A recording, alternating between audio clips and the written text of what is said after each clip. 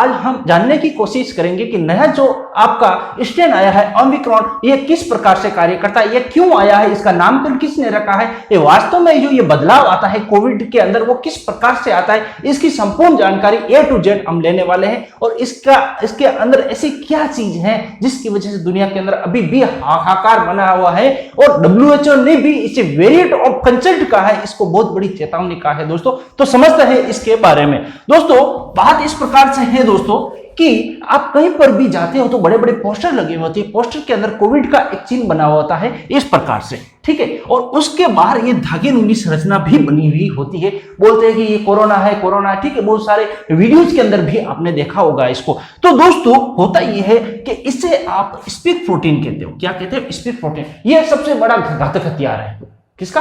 Corona का। दोस्तों हमारी फेफड़े की जो सेल्स होती है वो सेंसिटिव होती है, और जो भी सेल्स होती है, सेल्स के बाद एक क्या पाया जाता है? रिसेप्टर पाया जाता है। रिसेप्टर का काम होता है कि जो भी लवण है, विटामिन है, प्रोटीन है, बहुत सारी चीजों को अंदर आने देना कोशिका के अंदर, और जो अनावश्यक चीजें उनको रोके ना, मतलब एक गार्ड का काम करता है, ठीक है। लेकिन ये कोरोना के ऊपर ये धागे नुमी संरचना, ये किले नुमी संरचना है, ये प्रोटीन की बनी हुई होती है, और हमारे रिसेप्टर को ऐसा लगता है कि ये भी इंपॉर्टेंट चीज है, ये भी प्रोटीन है जो हमारे शरीर का काम का है। तो ऐसी स्थिति के अंदर ये रिसेप्टर इस प्रकार से भी होते हैं हमारे, ठीक है, ये इस प्रोटीन को अंदर जाने देते हैं, और ये जब चला जाता है तो पूरा इसका RNA होता है, राइबोन्यूक्लिक अम्ल, वो अंदर चला जाता है, ठीक है। अब भाई कोविड है, शरीर के अंदर पहुंच चुका है, ठीक है, पहुंचते ही ये क्या करेगा?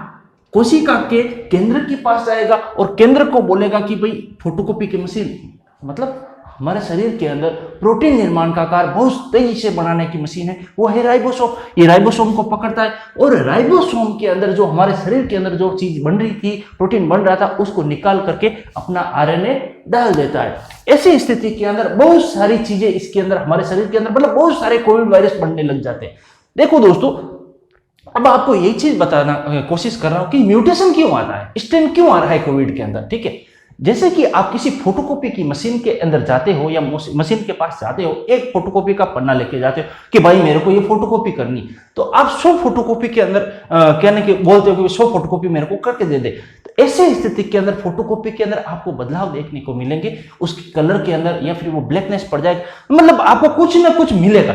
ऐसी स्थिति यही हो रही है, या राइबोसोम के अंदर कोविड का जिस समय फोटोकॉपी आता है, म्यूटेशन हो रहा है, चेंजेस हो रहा है, ठीक है। क्यों हो रहा है चेंजेस? क्योंकि आपको ही पता है एक चीज से दूसरी चीज में कॉपी करें तो कुछ ना कुछ तो बच जाएगा। जैसे कि मैं कहीं से पढ़ के आ रहा हूं तो मैं आपको कहीं पे बता रहा हूं, तो ये तो हो सकता है मैं थोड़ा बहुत ज्यादा बताऊं या फिर कम बताऊं, थोड़ा बहुत चेंजेस तो हो जाएगा। तो कोविड के अंदर यही हो रहा था, राइबोसोम के अंदर जो फोटोकॉपी हो रही है उसके अंदर बदलाव होता है कहीं ज्यादा को, इसे हम म्यूटेशन या स्ट्रेन कहते हैं, ठीक है। जैसे कि अभी ओमिक्रॉन जो वायरस आया उसके अंदर 30 बार म्यूटेट हो रहा है, ठीक है, उसके बाद में ये बदलाव आया। आपका डेल्टा आया था, उसके अंदर आपके 8 या 10 बार उसके म्यूटेट हुआ था, तो ये खतरनाक साबित होने जा रहा है दोस्तों, ठीक है। तो आपको समझ में आ गया होगा कि ये स्ट्रेन है किस प्रकार से हमारे सामने कोविड का देखने को मिलता है। दोस्तों आज हम जानने की कोशिश करें कि कोविड का जो नामकरण है कौन देता है और किस प्रकार से इसका नामकरण होता है। दोस्तों हेलो दोस्तों, सबसे जो स्ट्रेन आया था, पहला स्ट्रेन जिसे माना जा सकता है, सबसे पहला स्ट्रेन आया था आपके डेट थी 23 नवंबर या दिसंबर, ऐसा ही थे। तो पहले स्ट्रेन को यहाँ पे लिखता हूं, उसे आप अल्फा कहा है, ठीक है। आप बोलोगे सर अल्फा क्यों कहा है?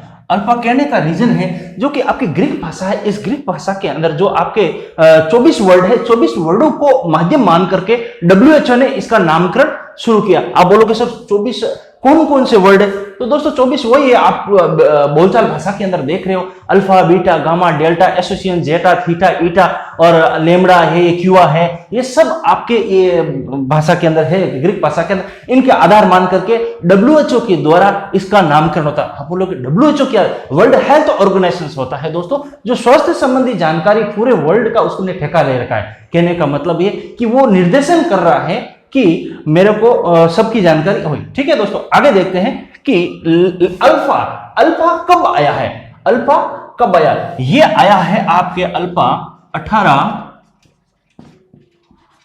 18 दिसंबर 2020 के अंदर ये अल्फा वेरिएंट आया है, जो आया था इंग्लैंड के अंदर। कहां आया था?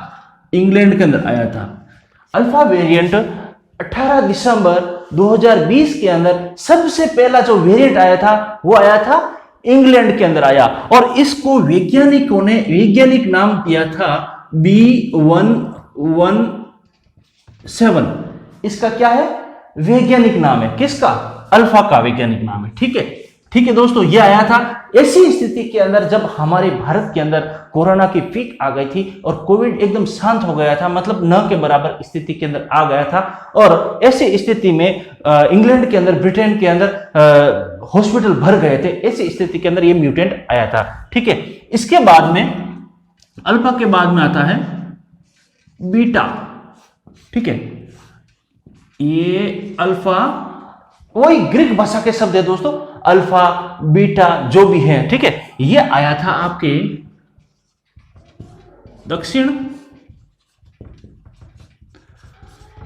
ये दक्षिण अफ्रीका के अंदर आया था उस समय दोस्तों। आपको पता है दक्षिण अफ्रीका को भी हमने हमारी वैक्सीन भेजी है। ठीक है, तो ये भी 18 दिसंबर का आसपास का टाइम था, 18 दिसंबर 2020 के अंदर। ठीक है, 18 दिसंबर 2020 के अंदर ये बीटा आया था दक्षिण अफ्रीका के अंदर, और इसे वैज्ञानिकों ने क्या बोला? B1351 बोला। इसको क्या बोला? B1351 बोला है। ठीक है, उसके बाद में अल्फा, बीटा और गामा।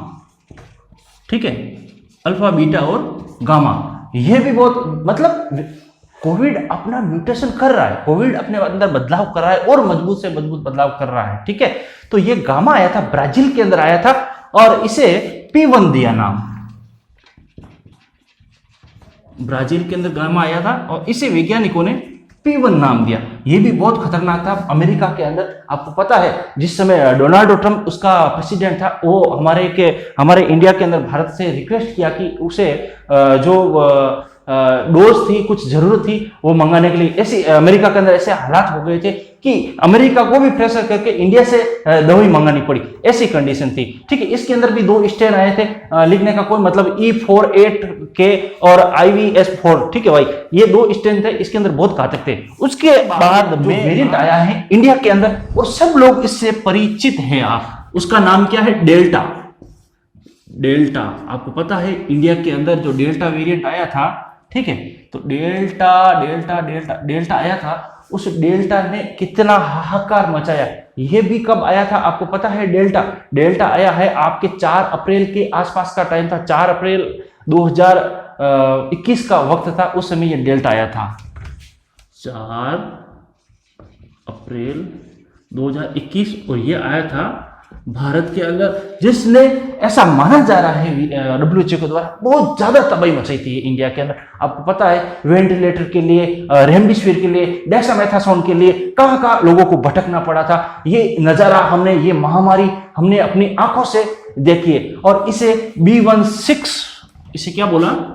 B1617 ऐसा नाम, वैज्ञानिक नाम दिया गया। बहुत सारे वेरिएंट है दोस्तों। इसके बाद में दोस्तों आपको पता है अभी जो वर्तमान समय में बहुत सारे वेरिएंट है, 15 टाइप के वेरिएंट आ चुके हैं। ये 15वां वेरिएंट है। कौन सा?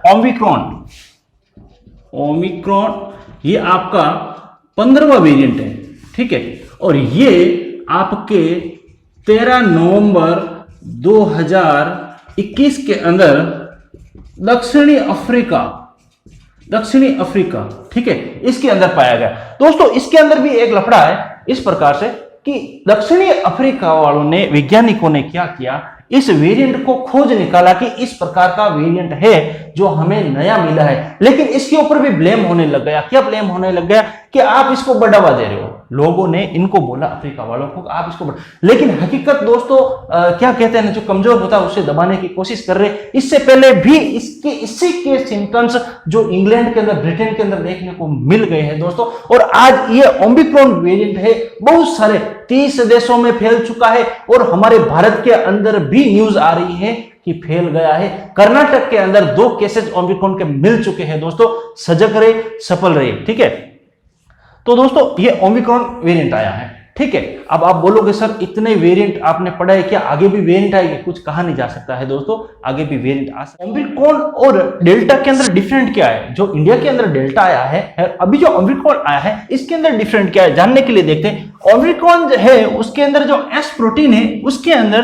30 बार म्यूटेशन हो रहा है। आप बोलोगे सर म्यूटेशन क्या होता है? वापस आपको समझा देता हूं, वापस आपको म्यूटेशन कि जो चेंजेज होता है अपने कोरोना के अंदर, जो कोरोना अपने आप के अंदर जो चेंजेस करता है एक दूसरे में रिफ्लेक्ट होने के समय, एक जैसे कि वो अपनी संतति बढ़ाता है उस समय चेंजेस होता है, उस समय ये म्यूटेशन है। और ओमिक्रॉन रिसेप्टर बाइंडिंग डोमेन में 10 म्यूटेशन होता है, उसका जो रिसेप्टर डोमेन है उसके अंदर क्या है आपका 10 हो। और ओमिक्रॉन की आर नोट वैल्यू है 6 गुना ज्यादा है, किससे? डेल्टा से 6 गुना ज्यादा इसकी आर नोट वैल्यू है। और डेल्टा की बात करते हैं तो इसमें एस प्रोटीन था, उसके अंदर 18 म्यूटेशन ही हुए, मतलब उसके अंदर 18 बार ही चेंजेज हो पाया, लेकिन इसके अंदर 30 बार चेंज। ये बहुत खतरनाक है। डेल्टा के रिसेप्टर बाइंडिंग डोमेन में 2 म्यूटेशन ही थे, ठीक है। और डेल्टा की आर नोट है 6 से 7, मतलब इसकी आर नोट 6 से 7 होने के बीच में हमारे अंदर इतनी तबाही मचाई है दोस्तों। तो ओमिक्रॉन तो भी 6 गुना से भी ज्यादा इसकी आर नोट है, तो ये कितना घातक हो सकता है। इसीलिए दोस्तों